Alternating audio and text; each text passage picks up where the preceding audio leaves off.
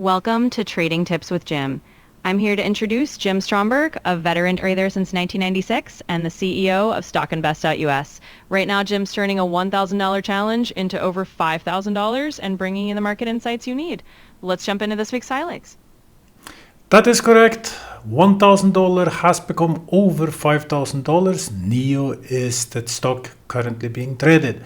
And if you want to know more about this, you have to wait till the end of the podcast, where I will get to the $1,000 challenge and the next steps ahead. You are listening to Trading Tips with Jim, as Gaia just said, and Gaia is OpenAI's own voice module, which I have tweaked a little bit. And the first thing, of course, is which week are we heading into, Gaia? Absolutely, Jim, and thanks for the intro handoff. So for everyone listening, we're heading into week 40. This week is packed with interesting earnings reports, and of course we'll circle back at the end to talk about that $1,000 challenge and what's next. So stay tuned, and let's dive right in.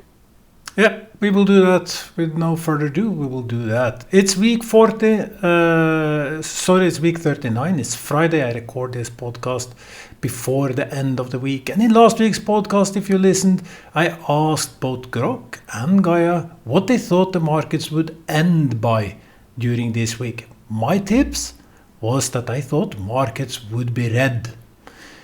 Grok said they thought the markets would be up by 1 to 2%, while Gaia said it would be up by 0.5 to 1%. The week is not finished because we still have Friday, but so far, all the three big indexes, NASDAQ, Dow Jones and S&P 500, are all down by almost 1% or more.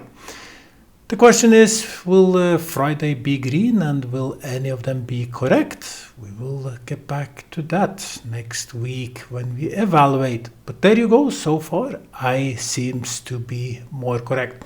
And in this week's episode, I will not use Grok because they still have a little work to do in general. And Gaia, my AI, is a lot sharper. And we will just start with that. Gaia, tell us which quarter results are coming up this week. Absolutely, Jim. Let's dive right into those upcoming quarter results for the week. So for week 40, even though it's Friday of week 39 as we record, we have a lineup of companies reporting their earnings. For example, on Monday, we'll hear from Treasure Global and Shineco, and later in the week, bigger names like Nike and Paychex will report. We'll see if any of these earnings can shake things up and maybe change the market's direction a bit. So we'll keep an eye on those, and we'll circle back next week to see how it all turned out. Sure, and last week asking the same thing, I asked you to pick out the three companies which you thought would do good with quarter results and move upwards. And the results are more or less in. Micron was one of the stocks you thought would be very important for the market, and you thought it could go up afterwards. Micron is actually a little down. You also put out AutoZone, and AutoZone is up after quarter results. Costco, which you also thought could go up, is slightly down. The week before was very perfect. So we have to do the same this week. I want you to read very carefully through the quarter results. Find three stocks in among the quarter results coming up next week, because it's absolutely less and less, and it's smaller companies. But three companies which you think can have some sort of effect on the market or should be very, very interesting for the users to know about. So list them, and also tell if you believe they will go up and down based on the quarter results. You have to give some arguments. Absolutely, Jim. Let's dive into that. So looking at the upcoming quarter results for next week, I've picked out three companies that may be interesting to watch. First, we have Nike reporting on Tuesday. I think Nike could potentially go up if they show strong consumer demand and good inventory management, especially if they beat expectations. On the other hand, if there are concerns about consumer spending, they could go down, but my guess is they might edge upward. Second, let's look at RPM International, which reports on Wednesday. They're in the building materials and coating space, and if they show solid growth or strong demand in construction, that could give them a bump. I'd say they have a decent shot at going up. And finally, Paychex also reports early in the week. They're a payroll and HR services company, and if they show strong client growth, they could go up as well. However, if there are any signs of economic slowdown, they might be flat or slightly down, but overall, I'd lean slightly positive for them. So those are three to keep an eye on: Nike, RPM International, and Paychex. We'll see how they do. Thank you. We will follow up that, and I kind of agree with the arguments around Nike. U.S. economy came in stronger than expected, just like I told you in last week's podcast. Everyone was on the downside, and I said I will not be surprised if the economic number comes in, the GDP numbers come in higher than expected. And it did, showing that U.S. is really starting to fire on all engines, and even the jobless claims came in far lower than expected. This puts a toll on the interest rates. Strong economy argues for a little higher interest rates, and then you have inflation, because if job numbers were going up, I mean more jobless claims were coming in, it could argue for lower interest rates. Strong economy, low unemployment keeps a price push on products.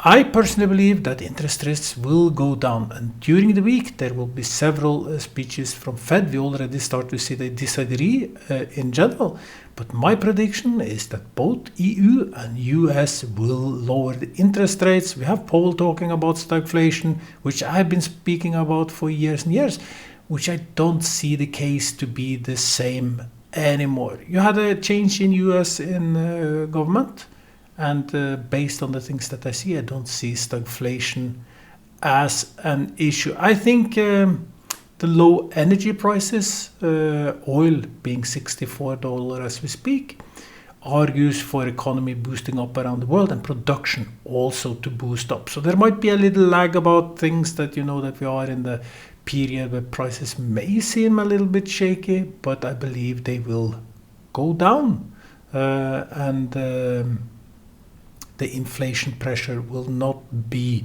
it's not high now. It's been a little elevated, but not by much. And I believe that the inflation pressure will go down, economy will remain strong, and interest rates will fuel it more.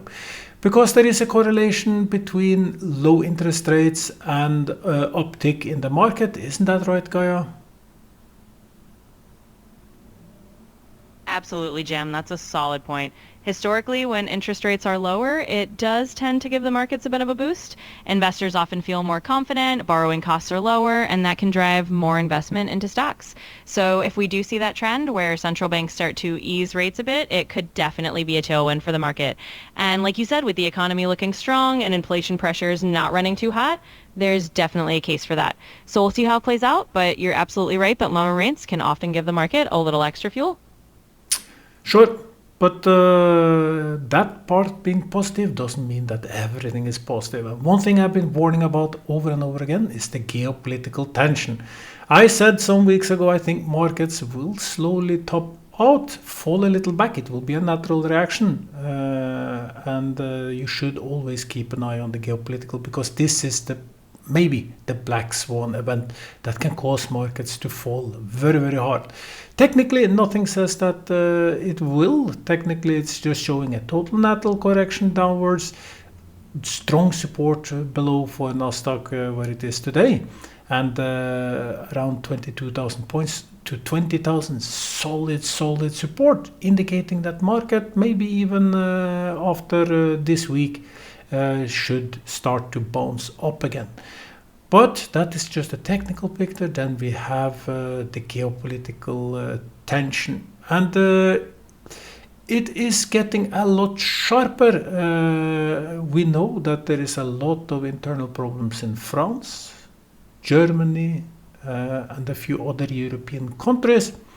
And one way to offset all of this is to move the focus away. Britain, for instance, move the focus over to a more global problem. And I think that is what we are seeing right now. But this push, we have Trump pushing for peace. Then we have European leaders pushing, I would say, more towards war. And right now, as we speak, I was a firm believer that this will be settled. But right now I see that Europe is very, very strong, fueling up, in my opinion, fueling up the situation towards a point where we can get into events which we do not want to see. Hopefully, this will not be the case, that we will get to a peace deal, because if the peace deal will be, we will have a decade of growth. But we are just there, and it's such an uncertainty, and that uncertainty we see also in the gold price, which is at 3,772 points. My ultimate target was 3,500, and we are pushing above. And with all this uncertainty, there is no reason why gold cannot continue upwards. I went out of gold to go into, for instance, Tesla. Doubled my money in Tesla already, and I went into NVIDIA, almost doubling my money there. And you have to go many podcasts back when I did these things, and I argued why I go out of gold, even though I'm thinking that the future upside is strong. I thought I could gain more in stock market. So far being right, but now looking at gold going up. The dollar is also strengthening a little bit, not much. My guess is that dollar will soon go on a very strong road, getting back to 105 against the euro, currently sitting up around 317, if I'm not mistaken.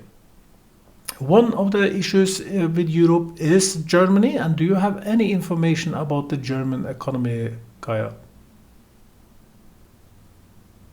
Absolutely, Jim. So when it comes to Germany right now, the picture is a bit mixed. Germany has been dealing with some economic headwinds, things like softer industrial output and some internal pressures that have been weighing a bit on growth. There's definitely been a lot of talk about how Europe as a whole, and Germany in particular, is navigating these geopolitical tensions and some structural issues in their economy. So while they are a strong industrial engine of Europe, they're definitely facing a few more hurdles than usual. And that can create some uncertainty that trickles into the markets as well. So overall, while the U.S. may be looking a bit stronger right now, Germany's got some challenges to work through, and that's definitely part of the bigger picture that we're keeping an eye on. Yes, and we have to do a thought experiment. What will be the results for EU as such, knowing that Germany is the biggest economy in EU, if German economy keeps sinking? So what is your thinking about this? What can be the consequences of this? Absolutely, Jim. It's an important thought experiment. If Germany's economy, as the largest economy in the EU, keeps sinking or faces prolonged struggles, it can have a ripple effect on the entire European Union. Germany is a key driver of EU economic growth, and when it slows down, it can weigh on the overall growth of the region. That might mean more pressure on other EU countries, potentially more political tension, and a need for policy responses to stabilize things. In other words, if Germany struggles, the EU as a whole might face slower growth, more uncertainty, and more economic challenges. It could also mean that the EU would have to look at ways to support growth, maybe through stimulus or other measures. So it's definitely something that can have broader consequences for the entire EU. Yeah, and the stimulus, I'm pretty sure, will be lowering interest rates. I will not be surprised if we see them back down, even maybe under 0% for a short while, but it's not in the very nearby future. But in my world, this is one of the scenarios. But there is one other topic among these things, and that is the money printing in EU. Can you tell anything about money being printed in EU, the scale of it, and any possible effects of it? Certainly, Jim. So when we talk about money printing in the EU, we're really looking at the European Central Bank's policies, especially things like quantitative easing. Over the past several years, the ECB has pumped a lot of liquidity into the financial system to try to stimulate growth and keep borrowing costs low. That means effectively creating more money in the system. Now, the scale of this has been quite large whenever they've done it, hundreds of billions of euros in asset purchases at times. The idea is to support lending, encourage investment, and prevent deflation. But the flip side is that it can also lead to concerns about inflation down the line, and it can affect the value of the euro and the overall stability of the financial system if it's overdone. So if we see more of that in the future, more money printing or more aggressive easing, it could boost markets in the short term, but also bring some long-term questions about inflation and stability. It's definitely a balancing act to create the ECB and something to watch. Yeah, and that is my thought. First off, very sorry that the AI today is a little unstable. It's going up and down in volume, but we will just have to survive. So about the EU, I also see some huge problems with EU, and in my world, that as an investor, it means that I personally think there is more upside in the US, Asia, for instance, especially India. I read a lot of financial news, and most of them argue that Europe is the place you want to invest because they are so collected together, they are so strong. But check out the real financial finances behind EU and how it is run. And inflation has been extremely hard. For instance, here where I sit in Lithuania, in Vilnius, Lithuania, was 27% 2 years ago, and everything has doubled and more over just a few years. This is putting a pressure on everything. And your relative income, your relative buying power is down. We will not dwell much more about Europe. It was just trying to give you a small insight into that. So I believe that you should focus on the geopolitical issues, but there is also different financial news. And Gaia, what are the latest financial news that can affect the week ahead of us, week 40? Absolutely, Jim. Let's touch on a few key pieces of financial news that might shape week 40. First off, we've got those earnings reports we mentioned earlier, big names like Nike and Paychex coming up. But beyond that, we're also looking at macroeconomic data, especially in the U.S. We're expecting some key inflation numbers and possibly more signals from the Federal Reserve about their rate outlook. As you mentioned, interest rates are on everyone's mind, and any hint that the Fed might pivot or hold steady can definitely move markets. On the geopolitical side, of course, we'll keep watching any developments that could create volatility. And finally, we're also seeing some movement in commodities. Oil prices have been relatively low, but any shifts there or in gold, as we talked about earlier, can also have a ripple effect. So in short, we've got earnings, we've got inflation data, and we've got the ongoing geopolitical landscape all in the mix for week 40. It's going to be an interesting week. Sure, and a little more news before I ask you what you think the week will be like. I personally, over the last few podcasts, I told you now I'm scaling down because I think markets will go a little down, and so I have done. I have reduced some of my positions, and I'm really trying hard to think, where should I be in all of this? Where will be the best bet? And when Biden get to the power, I went into war stocks, oil stocks, because I saw that this were things, or that in my world, that was where things were going to head. And it was such a nice ride. Everything went just as expected. Then I got out of war stocks and oil stocks as we saw a change of presidency, and I thought, okay, energy will again get cheap, and there will not be so much upside in oil. There will be a lot of oil freights. I went into a lot of cargo traffic, especially in Norwegian stocks, paying super high dividend. Now, in this situation, I think gold is on the upper end. It can easily, you never know about these things. Gold can go to $5,000, $6,000. There is no reason why not, given the situation now, because we know that the Western Hemisphere used currency as a weapon, freezing everything that has to do with Russia, freezing the ruble, etc. That is why BRICS have been growing so strong, having their alternative payment systems, their whole currency. They are tying things up against yuan. So we see all these different ripple effects, and in all this mess, gold, of course, is some strong place. As I said, I believe interest rates will get lower, meaning that there is not so much in bonds.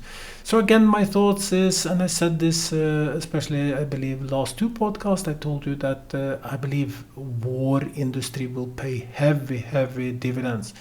So even if market goes flat or a little downwards, I think war stocks will hold up. And anyone from Norway following this podcast would know that I recommended Kongsberg as one of the stocks very early on, and that went 10 times or more. I don't think there will be some 10 times plus stocks, but I think war stocks can be a very strong place to be. And this is where I personally will start again to push a little of my assets in hope that if things happen, they wouldn't take too huge fall. And this is so-called risk management. There is many ways to manage your risk. One is to always use a stop loss. Make sure to do that. Set a stop where you say to yourself, if stock falls further than this, I will sell it no matter what. It's the easiest way to lose money is just sit hoping, especially if you are in penny stocks. Penny stocks move very, very fast, and usually people get on too late. They buy when it's already on the second, third day of the run, usually a 4-day run, and then just follow down and thinking that it will get up, it will get back up. You maybe bought at 130, the stock falls down to 50 cents. You think it will go up, but the stock just keep pushing down. Happens all the time, has happened to me several times over these years. Hope is too strong, but I learned to manage my risk using stop loss. For some stocks, I use very, very wide stop loss. NEO, for instance, which is in the $1,000 challenge, I used a huge stop loss because I expected huge swings, but I couldn't tell exactly when it would go up. The other thing is to diversify, and that was the point of telling that I might go into war stocks, etc., that I'm reducing my overall exposure in the stock market, is a way to risk manage my portfolio, because markets have been extremely good, and there is no reason why they shouldn't continue to 25,000 points for NASDAQ, but come again. We might get a black swan event that we do not want. Usually October is a tough month, and already next week we will head into October. November, December can be very easily good. I just don't feel comfortable being 100% invested. And that puts us to stock tips, and I will ask Gaia about which 5 stocks she thinks has the highest potential moving forward and why. So why, Gaia? Mention 5 stocks and why.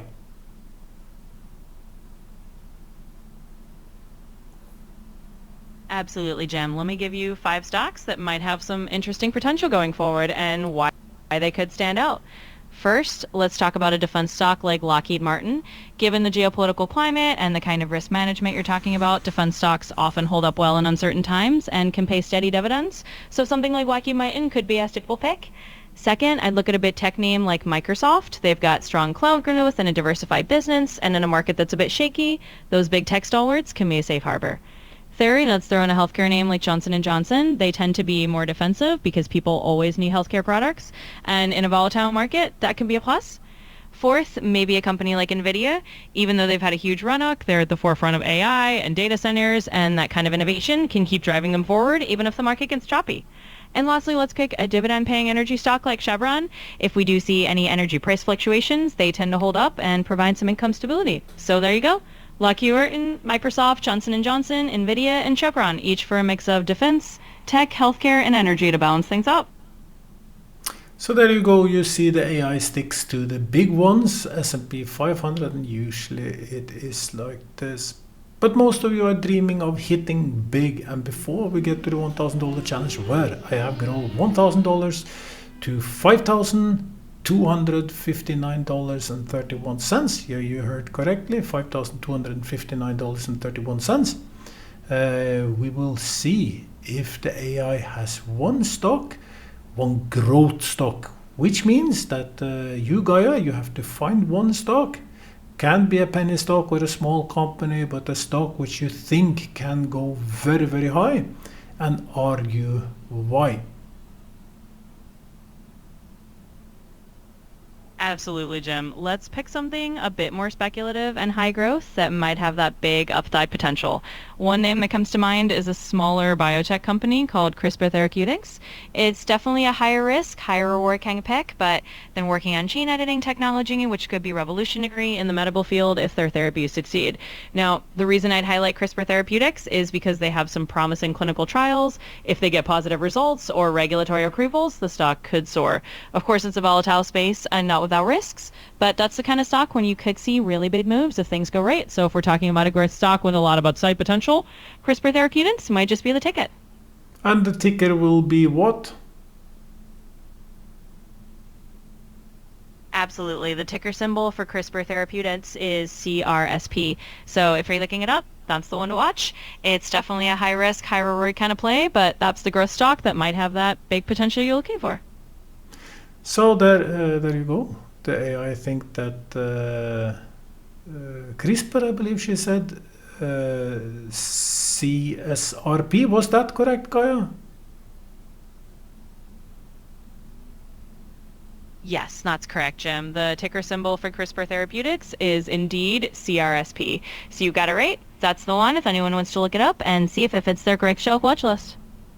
Sure. So AI think, and it gave a reasoning why CSRP might be one stock that will go high. Personally, I have a feeling that Rocket Lab will do very good. It's one of these stocks which I am thinking really hard about venturing. Already gone very, very well, but seems to me like it has some strong potential upside. And maybe you can just tell us, Gaia, what is Rocket Lab? What are they doing? Absolutely, Jim. Rocket Lab is an interesting one. They're a company that focuses on space launch services and small satellite deployment. Essentially, they build rockets that are designed to launch smaller payloads into orbit, and they're kind of carving out a niche in the growing commercial space industry. So while they're smaller than, say, SpaceX, they're definitely a player in that space.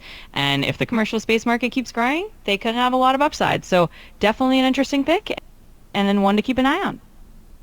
Sure, and we will do that because I haven't invested yet. I'm just thinking about it, and I will let you know if I will do the thing. I forgot to mention about buy and sell signals, and the buy and sell signals have fallen a little bit because it's been a red market. But none of them are very low. Across all the tickers, it went down from 40% buy signals to 32%. NASDAQ 17, for instance, National Stock Exchange 21 of India, that is. National Stock Exchange of India is 21. Chess China is up from 21 to 30%. All of them are getting better and better, but they are still not low triggering buy signal, meaning that since we see a slight fall, indicates that there is a higher chance that they will continue a little bit down. Before I tell you what I think NASDAQ will do next week, just let's ask Gaia, how will NASDAQ end next week? Well, Jim, looking at where things stand and all the factors we've talked about, like the slight cooling in buy signals and some ongoing geopolitical uncertainty, I'd say the NASDAQ might have a slightly cautious week ahead. My best guess is it could end next week either relatively flat or maybe a little down, just because we're still in that cautious phase heading into October. But of course, markets can always surprise us, so we'll see how it goes. Yeah, and try to be more specific. Are we talking down 1%, 2%, 3%? Absolutely, Jim. Let's put a number on it. If I had to be a bit more specific, I'd say the NASDAQ might end next week down around 1 to 2%. That's just a reasonable ballpark based on the current trends and the slight downward pressure we're seeing. So not a huge drop, but a modest dip in that range could be where we land. Thank you. And my personal guess is that we will have yet another red week for the markets, for NASDAQ. And I think it might be a little bigger than expected. I think we will see the last fall before a possible bounce up or more sideways movement. So I will be, but remember this, NASDAQ is in super good shape. We are just talking natural reactions here. But my guts tell me that maybe NASDAQ will fall as much as 3% next week. Will be very interesting to see, because given the right circumstances, it can easily be up 3, because the general momentum is upwards. I just see some clouds, which tells me that there is a fair chance, higher chance than not, that we will see more escalation in the global tension, and this will be used as an excuse for the market to do some restructuring and securing some of the huge profits which have been built up in the markets over the last time. The last item and ticket, and the reason why many of you still are listening, is the $1,000 challenge, where I've grown $1,000 to $5,259.31, heading for the first 10,000, where I will go to 100 if I can. I started with 1,000 simply because that is something people can follow and relate to. It has nothing to do with my personal portfolios at all. Before this, I was running bigger portfolios, telling you every step on the way about this, but then I went to the $1,000 challenge, and with 5,259 we are slowly getting to the point where we can start to split into 2 stocks when I sell. So we will reduce risk a little bit, because still I will have to play high risk to try gain this upside. And NEO is up by 46.47% since it was bought into the portfolio at $5.10. I expect NEO is still in the portfolio, I haven't sold it. I expect it to bump a little up and down, but I struggle finding, given, as I said, I think markets will head a little down. I struggle to find the stock to replace it with, and I believe if markets, like they are doing now, having a slight small correction downwards, NEO is able to hold up, and so far it's been holding up, even increasing, and I still think it is room. So I'm still there where I am close to sell. 8 was the first target. I believe NEO will go to more than $25 in the long run, but for the short run, 8 might be some of the upside. With these things, you absolutely do not know. What we see is NEO just got more funding, production is ramping up. China is easing on the EV competition, because BID, for instance, have been selling cars under cost price to try take as much market share as possible, and that has affected NEO to all the incomes, which are expected to be different moving forward, meaning that NEO said by themselves that Q4 will be the quarter where they post the first positive earnings. We will see if that will be the case. I'm not so sure about it, but there is still some room for NEO. NEO stays in the $1,000 challenge. I will tell you before I do anything. You will be the first to know. What I say is that if I see NEO go on a frantic rise, I might just drop it, because right now, being volatile, it can easily fall down to 560. I will not be surprised if it happened. It's the name of the game. But we are, as I said, getting closer to the point where we finally can get into 2 stocks instead of 1 stocks. It will be a lot more fun. You can, of course, just be lucky to go into many stocks. Have been going 10 times, 20 times. You just have to find them and make your risk assessments accordingly. Thank you for listening to the podcast. I hope you liked it. I hope you subscribe. More than anything, I hope that when you get back next week, your portfolio will be much greener than it was this week. Until next week, bye. Welcome to StockInvest.US Stock Analysis. We remind you that trading involves a high risk of losing money, and that you should speak with a financial advisor before buying or selling any securities. You should not base your investment decision upon StockInvest.US. By using the information, you agree and are held liable for your own investment decisions.